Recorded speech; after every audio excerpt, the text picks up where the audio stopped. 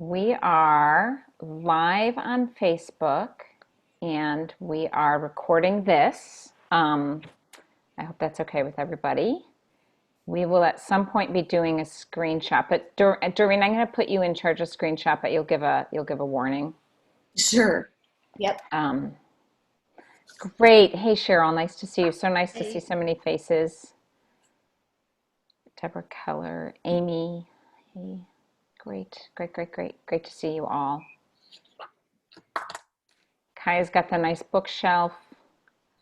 I just realized I had a street route sign. I should pop that. Oh yeah. That's great.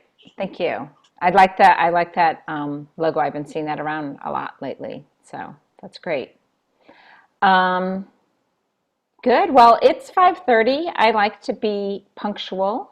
We've certainly had a lot of people who have been punctual as well, so I'm really grateful to have you all here. So we'll get started. We are live on Facebook. We are recording this event here too. My name is Lisa Reynolds, and I'm a pediatrician, and I am the Democratic candidate for state representative from Oregon House District 36. And Doreen brought this book to me, it's probably been about 4 or 5 months ago, through her knowledge of, through meeting Mary. And I just found that the book was very profound, and I'm not going to actually speak about it because we have the author here, as well as many members in the community who are involved in issues around poverty, around helping those who are in poverty and thinking about policies and issues on that front as well. So Doreen, I'm going to turn it over to you. I am very excited to introduce you all to Mary this evening. She is an award-winning writer, producer, journalist, and author. She grew up in Belfast, Northern Ireland, but has spent most of her adult life in England and the United States. She's the author of the best-selling book, Austerity Bites, and also Shame Game, and contributor to many other books. This is a multi-talented, incredible woman. She has directed and produced a documentary short on suicide in Northern Ireland, and has also done research as a Fulbright scholar on the press coverage of mental health and suicide. She's the consulting executive producer of the award-winning podcast, Getting Curious with Jonathan Van Ness. And she's the founder of a multi-platform anti-poverty storytelling initiative called Project Twist It. And I would highly encourage all of you to check out Project Twist It after this. It is part of what has made me fall deeply in love with Mary and her work. Mary's been the recipient of prestigious domestic and international awards for her journalism, most notably the International Columnist of the Year for 2020 at the Southern California Journalism Awards for her Guardian column, Lessons from America. In October, Mary will launch her new podcast, working with the award-winning producer and songwriter, Danny Gallucci. All these things are super important, but it is actually, Mary, it's your intellect, your tenacity, your wisdom, and your absolute gobsmacking vulnerability in doing this work and bringing it to us in the world to inspire and inform us that really just blows me away. I'm deeply honored to introduce you. And I'd love to just ask if you'd be willing, you start out the book by telling a story about kind of some of your early awakening to the fact that you yourself were poor. And it's a very profound story, but I'm just curious if you could help bring us into what motivated you to begin Project Twist It, Lesson in America, and the Shame Game. Just turn it over to you. Well, first of all, thank you for the introduction. It makes me want to hide under a cushion because I don't like sitting around listening. Because, you can take the girl out of Ireland, but we're a bit self-deprecating, so it's not what we tend to do. But to cut a very long story short, as the intro said, I grew up in Northern Ireland, but I grew up in one of the poorest parts of Western Europe at the time, high levels of unemployment, etc. My family, for most of my childhood and adolescence, relied on government help and assistance and state benefits to get by. We lived in public housing. So basically, we would have been the archetypal family that it would have been easy to disparage. So even though my father was in and out of work and worked whenever he could, there were lots of reasons why he wasn't in work, and that affected us deeply. So I've carried that with me throughout my whole life, obviously. It impacted my choice to work in social justice and social policy as my journalistic field, and more concentrated within that, even though I've worked across all kinds of issues from mass incarceration to disability rights. Poverty is the one that I have focused most on, and inequality alongside that, obviously. And it sort of led me to not just produce journalism, but to try and do a bit more sort of nuanced and deeper analysis of what's actually happening. And one of the things that came out of all of that work was the role that narrative plays in this. So not just necessarily party political messaging, but that there is a bigger narrative that underpins that and underpins the sort of policy that makes life real. I'm trying not to say swear words, so it's hard as an Irish woman, but you know, it just makes it really. You are welcome to swear. Swear all you want. It makes it really, really hard for people to get out of poverty once they're in it. And it also makes it really easy to shame people who, for whatever reason, end up impoverished or in low-income jobs where they're finding it hard to make ends meet. So I sort of felt like that hadn't been focused on enough, really. Its power, its function, and frankly how easy it is for those sorts of messages to penetrate the public consciousness to the point where people don't question what they're told. So if you're told everyone is scamming the welfare system, then, you know, it's easier to believe that. So that's kind of where this all comes from. I set up Project Twisted to be a counter to that, to elevate voices of people who have lived experience of poverty, and also to build like a community, a hub of like-minded allies who would help push back against this idea that to be poor is to blame for that poverty, and it's because of so-called personal flaws or life decisions or laziness, while on the other hand, apparently people who are wealthy purely because of their own cleverness and industriousness and stuff like that. So it's pushing back against that, alongside lots of other organizations and groups and individuals who are fighting that fight. Does that answer? Great. Yeah, no, that's great. Yes, so this, tell me a little bit more about this dominant poverty narrative, and you kind of talk about it as something that has kind of evolved over time, both the narrative and then our policy, I guess, responses or responsibilities that have contributed to poverty. Yeah, so essentially, I'm going to, because I wrote a whole book on this thing, I've got a little box that I can read out what the summary of it is. So hopefully that's going to be useful to people. So as I see it, it's like two sides of a coin. And ultimately, it sends out a message that people are economically where they deserve to be. So if you're successful, it's because you've worked hard. And if you're not successful, it's because you haven't. So that's fundamentally what it is. But just a little bit, to put a little bit of flesh on that. So ostensibly, the poor are to blame for their own predicament because of bad life choices. And if only they would take some personal responsibility, you know, show some self-reliance, stop expecting government to support them and work hard like everyone else, they would be productive members of society who contributed their fair share. So there's a lot of framing going on and that kind of stuff. The corollary of that is the well-off and the wealthy are so because of their own hard work, talents, skills, determination, and they should be admired for it. I mean, that's essentially what these messages tell us. That in Britain and in America, this is by far the dominant narrative around poverty. And what I'm arguing in the book is that these two countries are outliers compared to other wealthy nations, and especially wealthy Western nations with strong welfare states, high taxes on the rich. So these, I mean, there's degrees, but these two countries are turbocharged in terms of this particular narrative in their politics. Yeah, yes. And that was actually kind of eye-opening for me as I read your book, is that both the UK and the US are are real outliers on this. And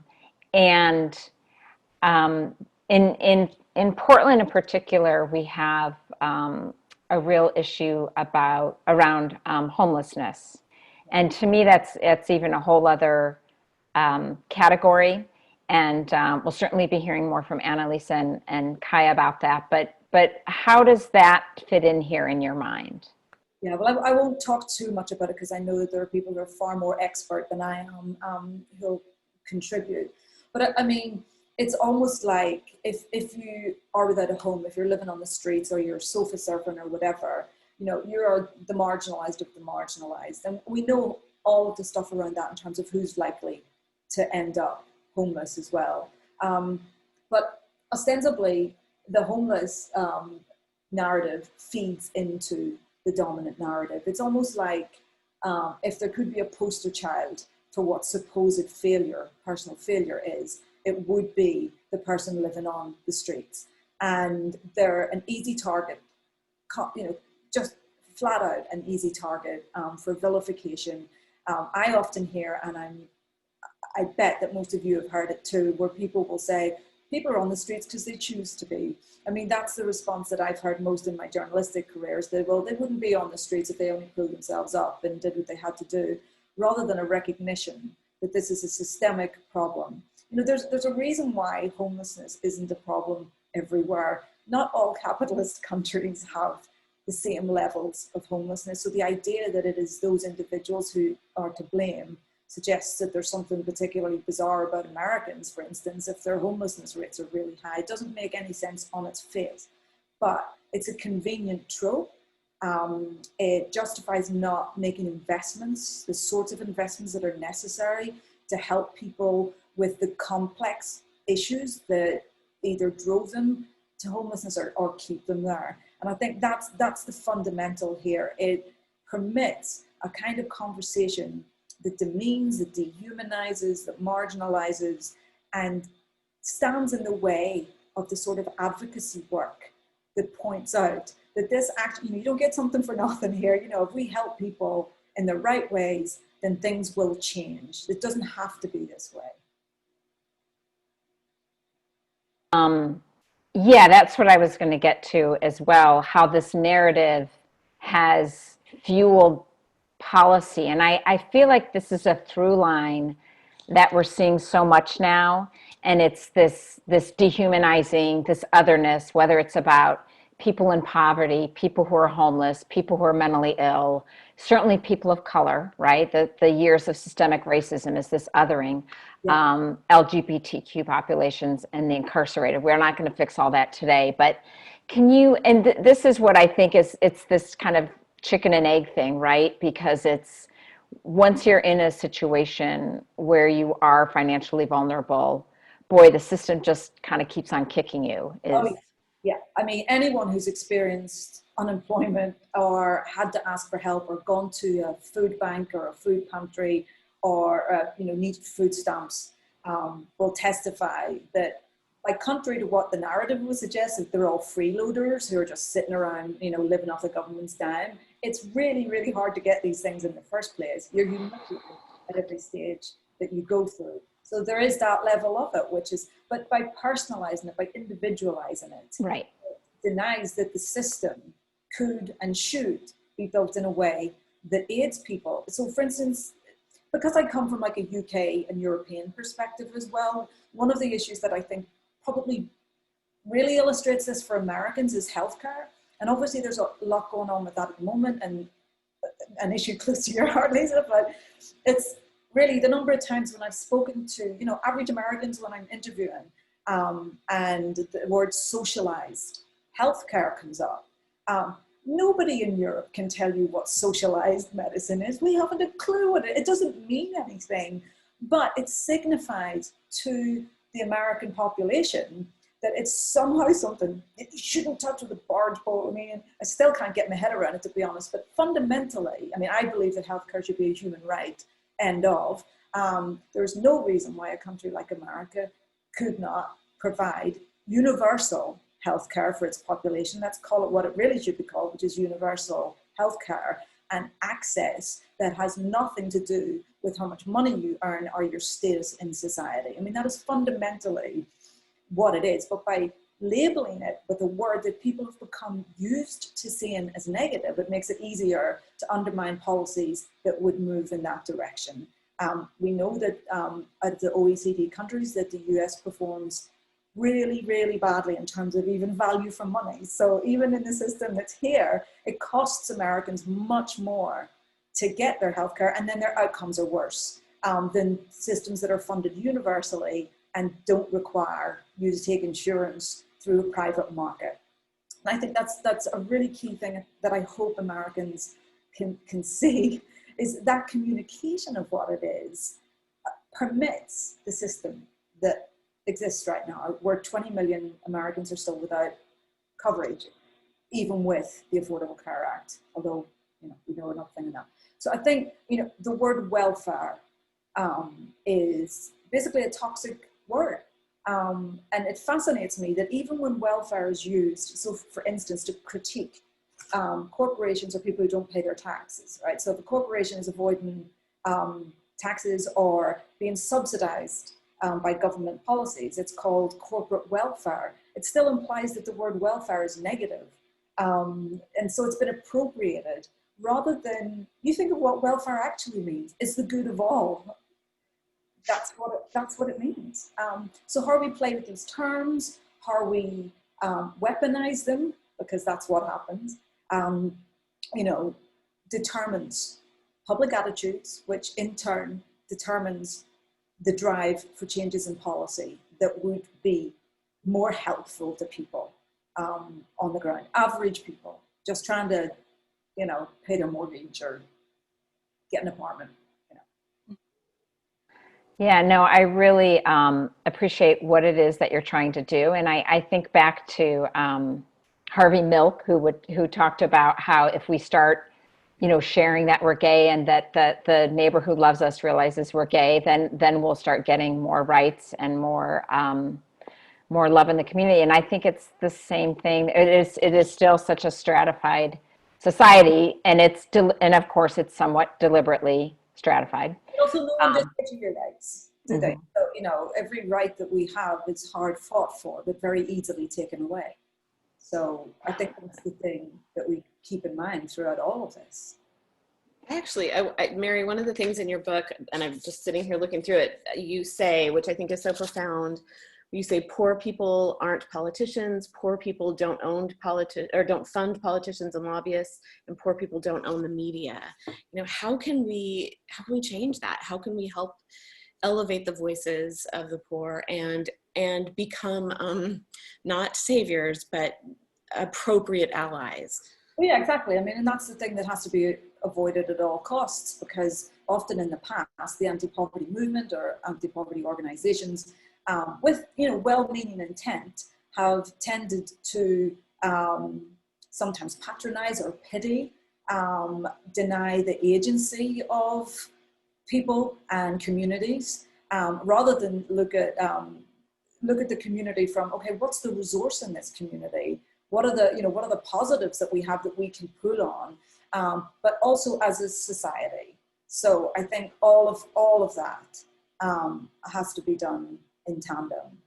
Absolutely. I mean, I don't know if I've answered your question, but it sort of made me think about the fact that we do tend to pity rather than work alongside, listen to. So when I interview people with lived experience of poverty, every single person will tell you that they feel talked at or down to, not listened to. Now, we all know when we're talking about systems and we're talking about structures, that people don't have a voice or actually power within those systems, and it's much harder to change them.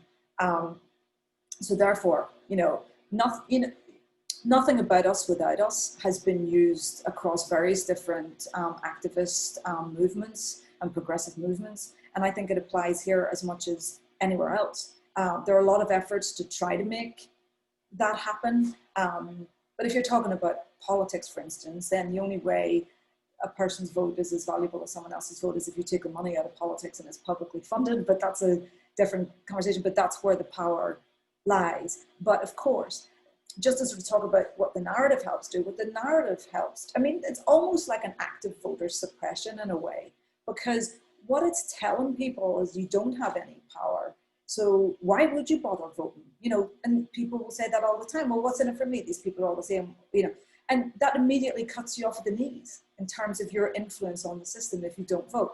Then you've got other obstruction techniques that will be used to stop people getting to the ballot. And that is fundamentally where your voice, initial voice, will come from.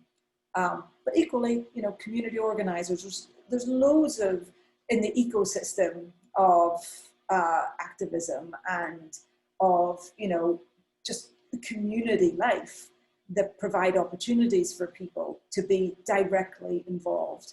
And I'm concerned with the fact that we don't hear the stories of people first start. There's lots of levels that this works on, but one of them is without doubt story. If you don't hear from people with different experiences, then it's easy to other them. You know, if you live in what is essentially an economically segregated culture, you never meet someone. Like if you never meet someone who's LGBTQ, then you're a much easier target for people to tell you negative things about that group. Same goes for people who are in poverty. You know, it's easy to believe. The other thing that comes through the work that I've been doing, that I've been trying to highlight, is that even people who might consider themselves, you know, I'm a good person, I do what I need to do, they want to believe that everything they have is down to their hard work and their effort. And it's not to deny that hard work and effort make a difference, because they do, but they are not the exclusive reason why any of us gets anywhere. I had a free education, I have free healthcare, you know, I had a lot of things underpinning everything I did in my life. And I think the more people, especially people like myself who have come out of impoverished backgrounds, the more we say, look, hold on a minute, you know, don't give me a pat on the shoulder because I did this. I know that I wouldn't have been able to do it without various different services and support systems that help me do it. Yes, thank you. I think we have time for one more question, my friend Judy. And I think this comes out a little bit. The other book that we've been talking about besides your amazing book is Tightrope by Nick Kristof. Here's Mary's book. And what Nick Kristof wrote, he's from Yamhill County, which is in near Portland, is, you know, when he was a boy growing up in rural Oregon, you know, a blue collar job was a family wage job. And that's no longer the case. And I want to just say one thing, that sponsorship tonight is courtesy of SEIU, which is all about family wage jobs. If there's anyone here from SEIU, I know Felicia was supposed to be here and I'm not seeing her, just put something in chat. So I'm grateful for that. So, you know, the rules have definitely changed. But what are your thoughts on how to, you know, change around this generational, you know, generational wealth, right? You're either born on third base or whatever, or, you know, a lot of us, I'm sure, were born on second base. I feel like I was born on second base. You know, what are some ways around that? Well, it's kind of like, it's the big question, isn't it? How do we, because the systems and structures that we have are simply not inevitable. And we have evidence from the past of this having been turned around. And like you said, you know, when Nick Kristof was a boy, the expectation was that if, you know, your parent would go out to work and come back and bring a wage that meant that they could pay a mortgage, and you would go to university and not pay a fortune for that. And I think a lot of the sort of more progressive policies that have been being promoted in the last few years highlight all of that. You know, one of the things is, okay, so how do we afford this? How do we afford this? And you go, well, actually, if we can, you know, and people would argue, rightly in my view, well, if we spend this much on the military, surely we can take some of it. And even if you're looking at it from a conservative point of view, which is, you know, we want to go back to the past, we want to be great, we want to be this. Well, here's what you were great at: paying people a decent wage just so that they could support their families and their kids could go on to do better than they did. That's a great thing to do. That's, you know, that is like something that everybody should be able to get behind. So it is that. Give people the building blocks that they need to go through life. And that includes an education, all kinds of education. But if it's a third level education, that it shouldn't cost you the earth and you shouldn't be saddled with debt for most of your adult life. It just doesn't, I had a free university education. The government in Britain gave me money to go to university because I came from a poor family. So, they didn't go bankrupt, they didn't go bankrupt then. I think we just have to shift it to the point is we know that these policies work because they've worked before. We know that unionization of workers is a key factor in raising the floor for everybody. And I think that's been one of the things that has been frankly neglected in the bigger conversations around, what drives change? Well, actually, this kind of change historically has come from below. It's been pressure from below that has then been aided by people in positions of power who are allies to those ideas. That's not socialism. To me, that is just common decency. That is wanting the best for, the people in your country, all people in your country. And then, of course, there, alongside that are the issues of inequities for certain groups within society. So that includes systemic racism, for instance. You cannot change this wider system until that has changed. And we've seen a lot of activity on that recently, as we know. So I think we don't even have to pluck ideas out of the air for this. We know what works. We just have to tell people what works and do it in a way that they can absorb and in a way that, people feel like they're coming along with you for the ride. I have one last question for you, Mary, before we close. Someone is asking if you can talk about your choice of the word shame versus embarrassment and how, individual experience has personal and political meaning. She says, for example, being lauded as someone who, quote unquote, transcended poverty, yet struggling with an internalized and destructive poverty story. So can you... That's a classic. The classic is, and I think I mentioned this in the book, but I get a lot of comments, oh, well, you did it. You got out, so surely everybody can do it. I think what people don't understand, because there's the external shaming. So you're constantly shamed in the culture by politicians, by the media, by information that comes out of think tanks. So you're constantly being told this. And for me, my experience was as a young person. And looking back, how much did I internalize of that, right? A hell of a lot. I still deal with it. I think it goes with you your whole life. But if you're told when you are experiencing that by people that you respect, that you don't take it, that this is a tool, it is, shame anthropologically, historically, has been used for all kinds of reasons, some good, some terrible. But in our current culture, it is leveraged to not only other you to the rest of society, but to prevent you from believing that you can change things. That's an incredibly powerful message. And I always think of, like, if you're an adolescent and you're struggling in the world and you're trying to find your place and you're being told that you're not as good as other people, that you should your ambition should be squashed because you're never going to get to where this person is. In the British context, the term is, it's like know your place, but that people further up the social ladder are your betters. If these people are referred to as your betters, how are you supposed to believe that actually you're all the same? But shame is, without a shadow of a doubt, one of the key tools that is used. And it is very, very hard once you have absorbed that to fight it off, in my view. Mary, I could go on listening to you forever, and I'm so grateful for the way in which you have opened my eyes. I think the biggest takeaway for me from your book, I was raised in an American Christian home where I always heard the verse, the poor will always be among you, but never did I realize, literally in the profound ways that I do now after reading your book, how I am complicit in their always being poor.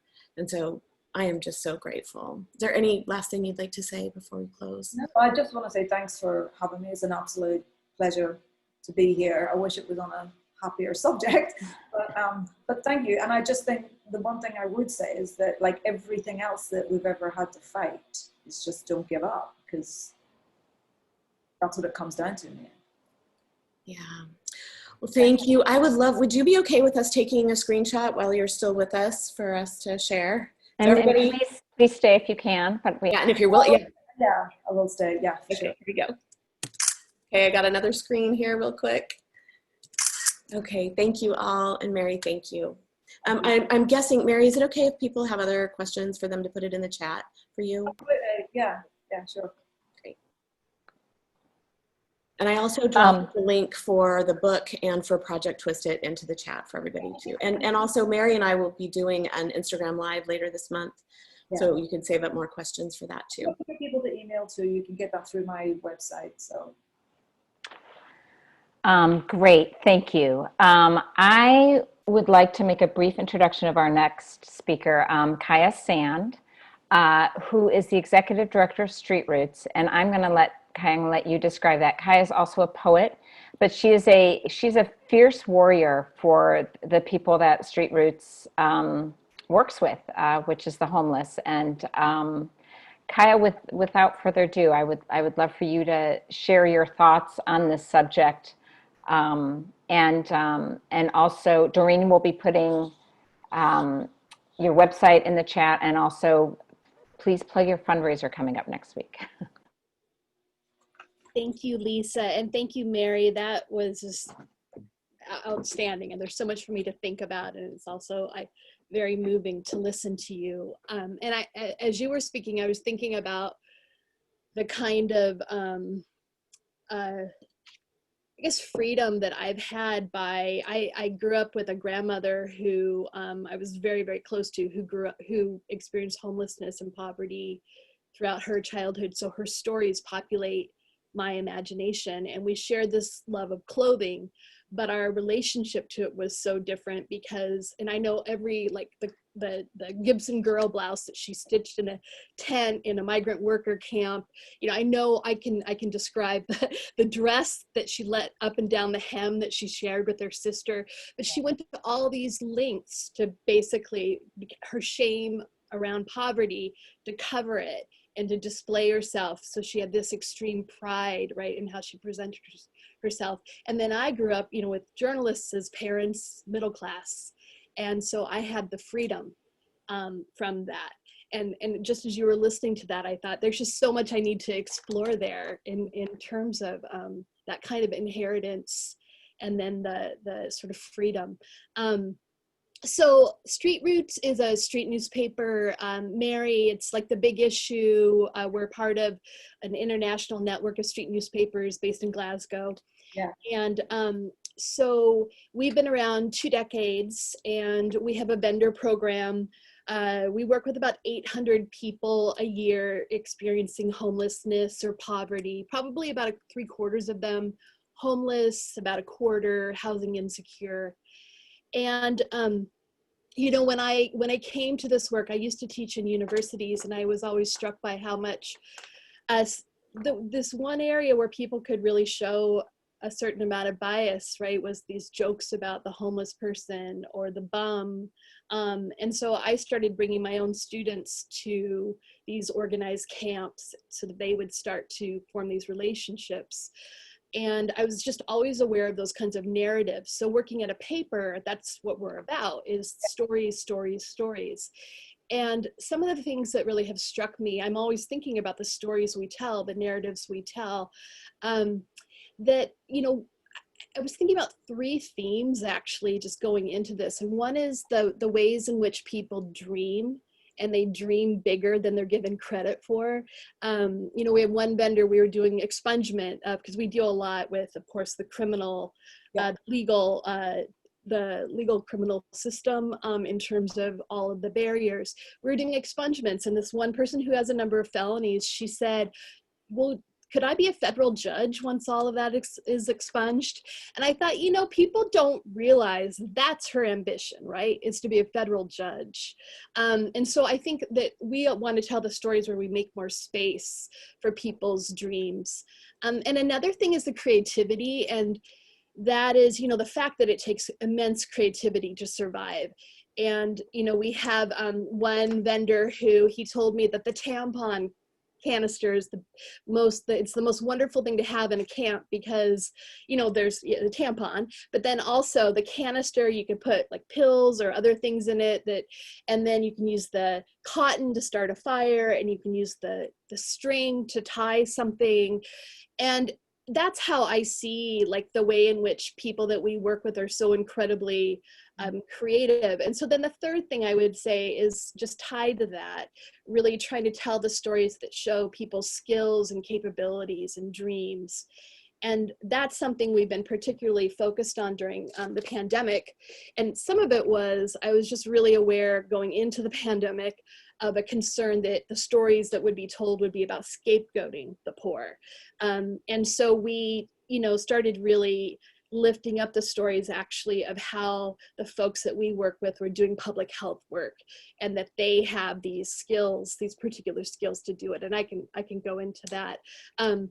But just to wrap up, because I know we're going to do little chunks.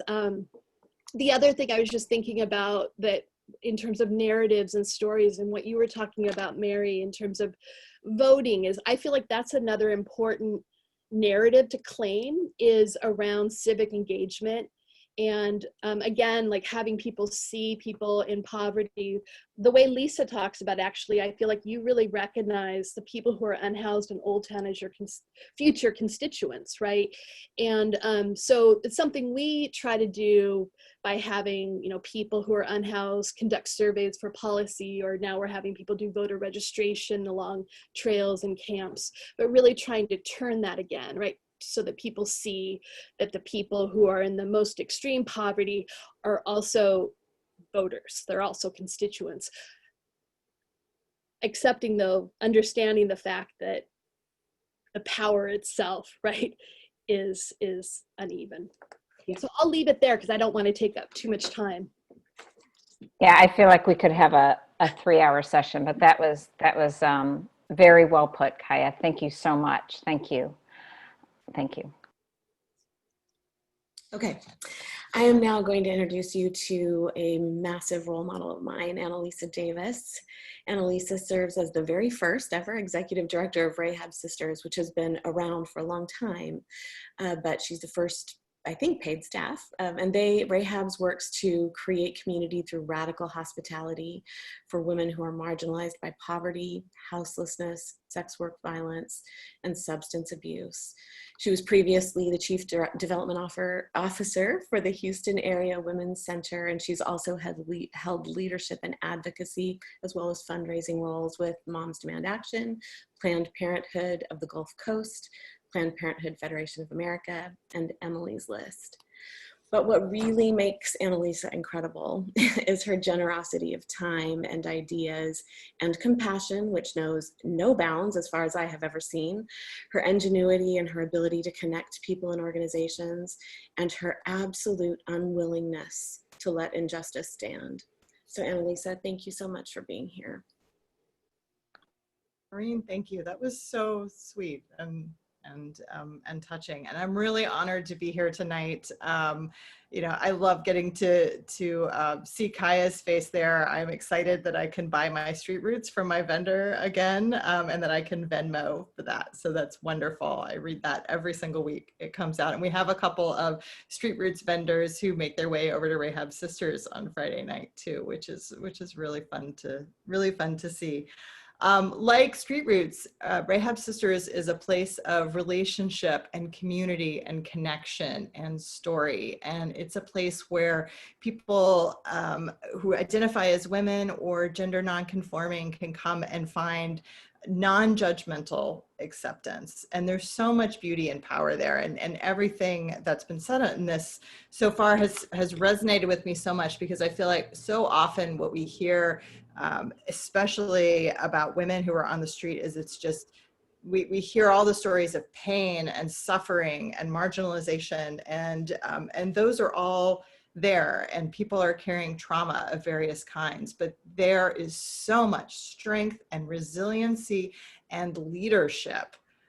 It's so many of the folks I know who are leaders in their micro communities, or who know that they're leaders and take that role, or who don't think that they're leaders. And when I've called that out to them and asked them for help with something because they are such a leader, then people will say, "Oh, not me, not me. I'm not a leader."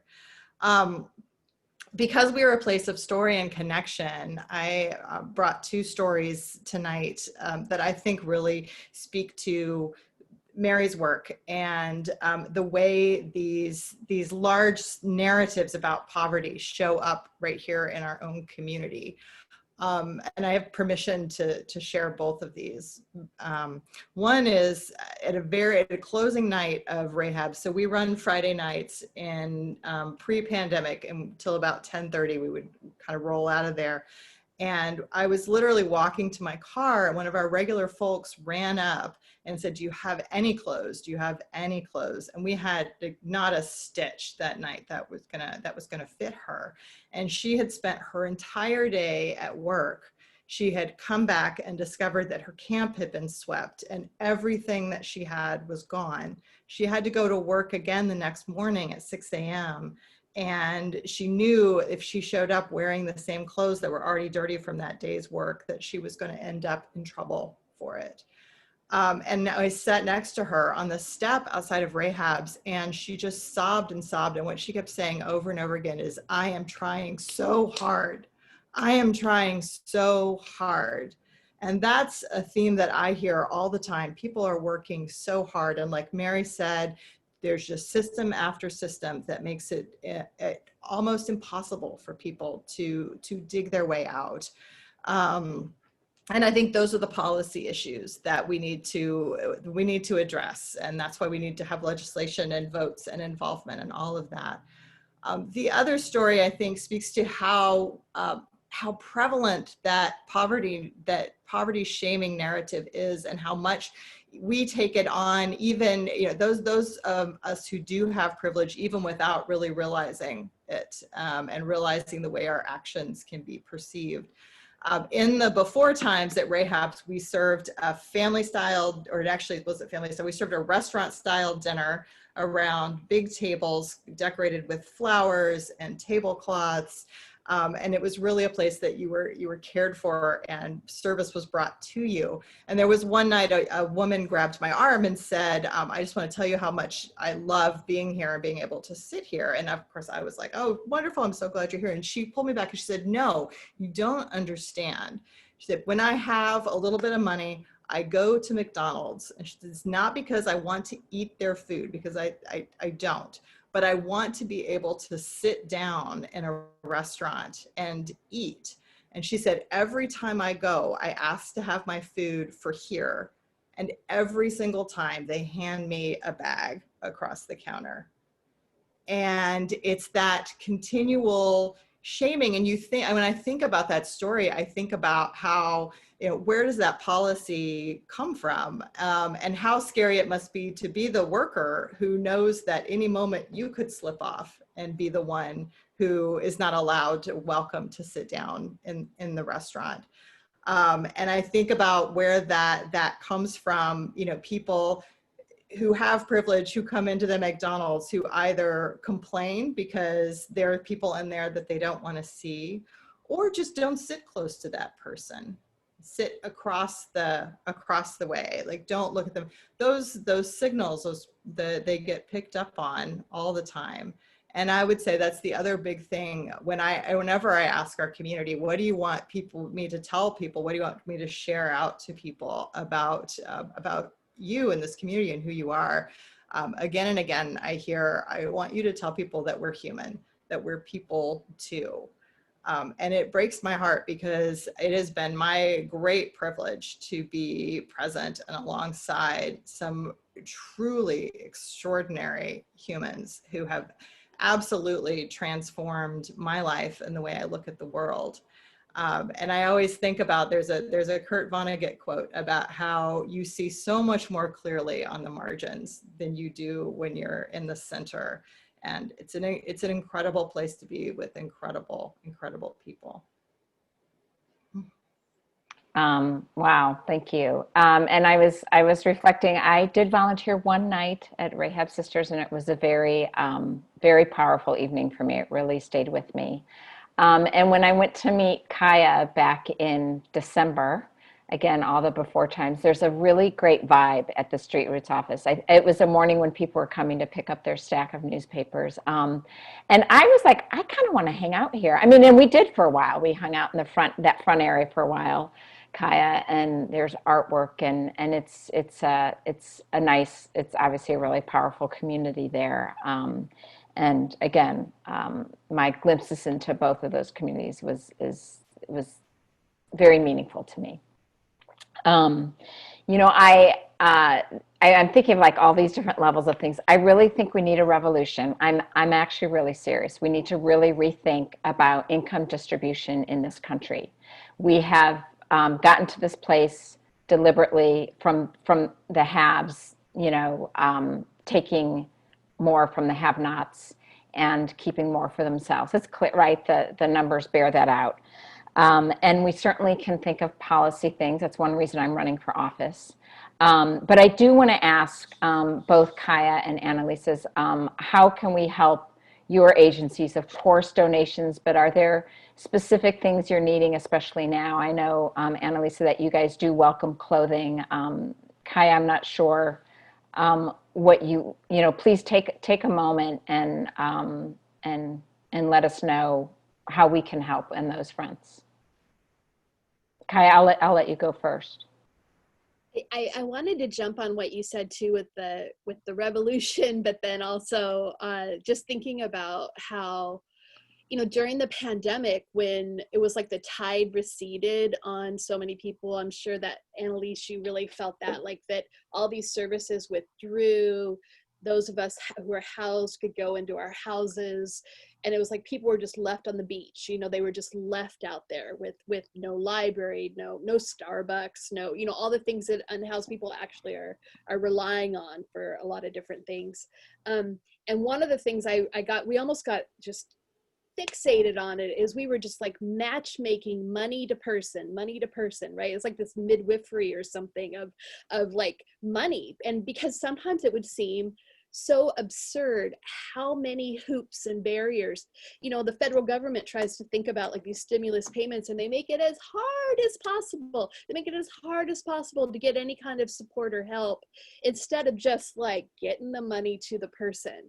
So I just have always been so struck by that like people in poverty, just they need good full pockets of money, and we make it so dang hard to do that. But I appreciate very much your generous question about what Street Roots could use, and our vendors are back out there selling. So we love for you to support vendors. I know a number of people, are at risk, or it's difficult to go out. We are having a breakfast on Thursday, and Lisa or someone or Doreen put into the chat the link for it. It's at 8 a.m. And I do bring that up because it is a fundraising breakfast, but we're actually doing it as a broadcast where we're doing a lot of stories. And so I think the thing I would ask of you all is just to keep learning the stories of the people that we work with. I think Annalise probably knows the person that we're going to feature in the breakfast. We have a short film by another amazing nonprofit, Outside the Frame, that works with homeless youth to make films. And they made a film called Becoming Raven. Do you know Raven, Annalise? And Raven, it's her story of, she moved to Portland to transition and her gender, and she ended up transitioning her passion in terms of advocacy.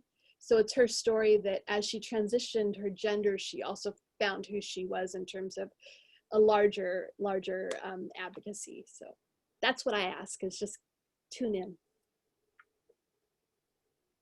Thank you. Annalise, I'm going to turn the mic over to you. And then I heard Mary has a few more things to say. But yes, thanks, Annalise. Take it away. Oh, no, I would just say, we have, like Kaya said, a lot of things. We're out on the east side of Portland. A lot of stuff just shut down out there. There was not a lot to start with, and there's a lot less now. So we have expanded dramatically beyond what we did in the pre-pandemic times. And that has been thanks to some extraordinary volunteers I've had who've stepped forward and being able to bring on a couple of staff members because the community has been so generous and supportive in this time, and that's wonderful. We are out every Friday and every Sunday. We've got wish lists up on our website of the things that we're distributing to folks regularly. I know we had a team out today doing food and supply deliveries in the area, and Doreen's son was part of that too, which is really wonderful. So but I would say the one thing that I always tell folks that you can do, beyond the obvious things of making donations and supplies and things like that, is getting to know the folks who are living outside in your neighborhood. There's some really amazing people out there. Not everybody, but that's true of any group of humans that you get anywhere. And so I always really try to encourage folks to at least say hello to people who are living in tents around your area. See if there are ways that you can connect with them. They're your neighbors too, and you might make some really incredible friendships out of that. So, thanks, Lisa. Thank you. I will, not to make this about me, but I first met Annalise when I joined Moms Demand Action 5 years ago. And I will say, Annalise took me under her wing and briefly, and then she go do this. And I really do think that your kind of belief in me is a straight line to why I'm here now. Seriously, Annalise, I'm very, very grateful for your mentorship at a time when I needed it. So thank you.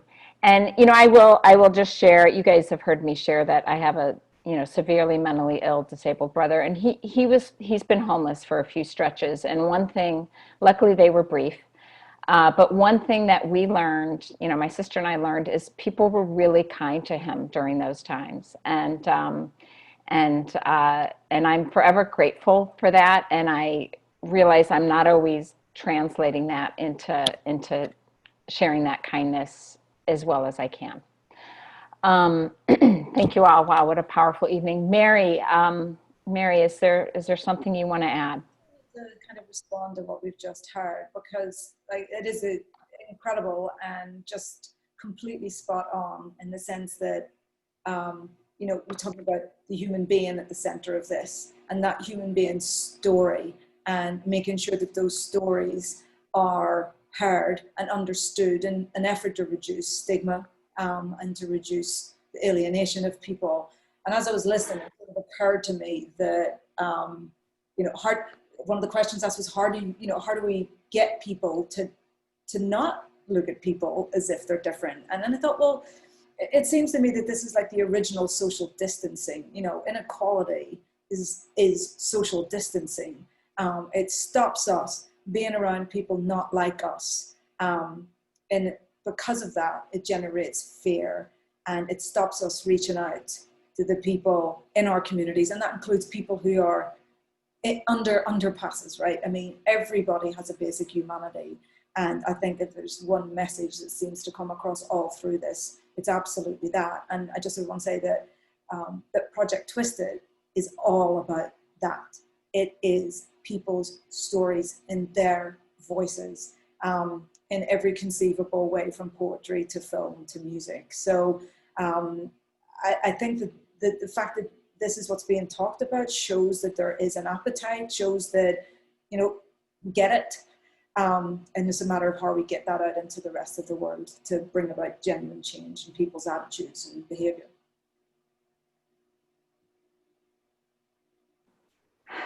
Well, thank you, everyone. This is a powerful, this is obviously just the beginning, right? This is just the beginning of this discussion, which I think we all have a lot to think about. And even, I certainly think about my own role in this. But let's keep this conversation going. Let's hold each other accountable. Let's help our neighbors. Let's help the folks who are doing the organization, whether it's by showing up with them or helping them put money in those pockets. I did say to Kai, I was really excited to see a Street Roots vendor for the first time, I think about 2 weeks ago. I was like, I know that's just a really important milestone for so many people. But Doreen, anything else, pal? No, I'm just really honored to sit with you all amazing, badass women and encourage everyone out there to support the work of these folks. Mary's book will also be coming out in audio late October. And so maybe watch Mary's website and mine or our Instagram accounts for some information about that. Thank you, Mary. Well, thank you guys. It was amazing. I wish it was in person. I wish it was in person. Yeah, I'll be Thank you all. about the original social distancing. That's really something to work with. It's worth it. Mary, there's a question, and I think I know the answer to this, but you do read your own audiobook, right? I do, yeah, Yeah. unfortunately. but yeah, so it's in my dulcet tones. Going way back on my youth, when one of the activities that I did as a kid was sort of being on stage and stuff. So hopefully it paid off. Who knows? Well, great. Thank you all for sharing your evening with us. Our speakers, Mary, Annalise, and Kaya. Thanks, Doreen, this was Doreen's brainchild, I will say. Not surprising. And I'm really, really grateful that you brought this, Mary's important work to our attention. We were able to bring so many people together to share in this work and to redouble our efforts to do better going forward. Thank you very much. Thanks for having Thank me. you. Which is Thank also you. why we need to vote for Lisa Reynolds. Oh yeah, there's that. Thanks, all. Yes, thanks, yes. Thank you.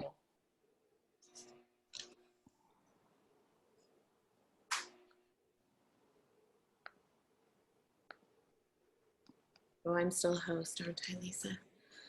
I'm going to, oh yeah, because I want to turn off Facebook. Oh, I'll hand it to you.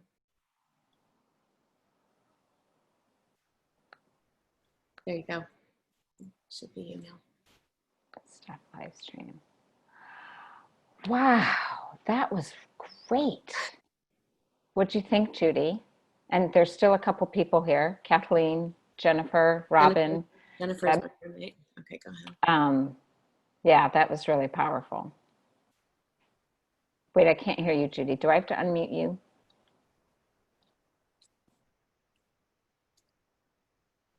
You're still muted, but I'm a little worried that okay, there we are. Wow. Women get shit done. You know, the voices of all of you, in conversation with people who really lift up other people, I found